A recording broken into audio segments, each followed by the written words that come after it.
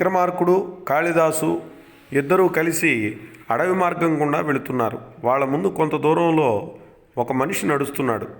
విక్రమార్కుడు కాళిదాసుతో, కాళిదాసు, అదుగో ఆ వెళుతున్న మనిషిని గురించి వివరాలు ఏమైనా చెప్పగలవా అని అడిగాడు ఉత్సాహంగా. కాళిదాసు వెళుతున్న బాటసారిని కొంతసేపు పరిశీలనగా చూసి, ప్రభు, అతడు ఒక వడ్రంగి అయి ఉంటాడు అన్నాడు.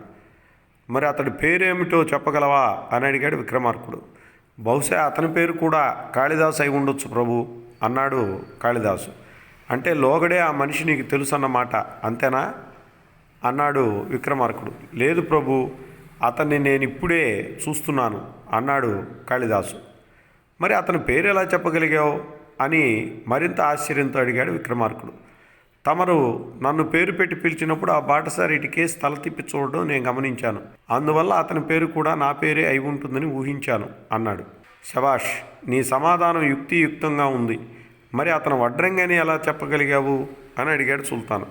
ప్రభు, అతను నడుస్తున్నప్పుడు పళ్ళు పువ్వులు నిండిన చెట్లకేసి చూడకుండా బోదెలు లావుగా ఉన్న ఎత్తైన చెట్లకేసి, అంటే కలపకు పనికి వచ్చే చెట్లకేసి మాత్రమే చూస్తూ వెళ్ళడం గమనించాను. అందువల్ల అతడి వృత్తి వడ్రంగం అయి ఉంటుందని ఊహించాను అని సమాధానం ఇచ్చాడు కాళిదాసు.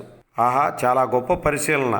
మీరు మహామేధావి. మీ మేధా సంపత్తిని, పరిశీలనా సంపత్తిని పరీక్షించడం నాదే తప్పు అంటూ కాళిదాసుని ఆలింగనం చేసుకున్నాడు అభిమానపూర్వకంగా. అవునండి, ఇంతటి పరిశీలనాత్మక శక్తి కలిగినవాడు కాబట్టే కాళిదాసు రఘువంశ మహాకావ్యాన్ని రచించాడు, కుమార సంభవ మహాకావ్యాన్ని రచించాడు, మేఘ సందేశ ఖండకావ్యాన్ని రచించాడు, విక్రమోర్వశీయం అనే నాటకం రాశాడు, మాళవికాగ్నిమిత్రం అనే నాటకం రాశాడు, ప్రపంచ ప్రఖ్యాతి చెందినటువంటి అభిజ్ఞాన శాకుంతలం అనేటటువంటి అద్భుతాన్ని నాటకంగా సృష్టించాడు. ఇప్పుడు అర్థమైంది కదా మిత్రులారా, ప్రకృతిని పరిశీలించడమే నిజమైన విద్య.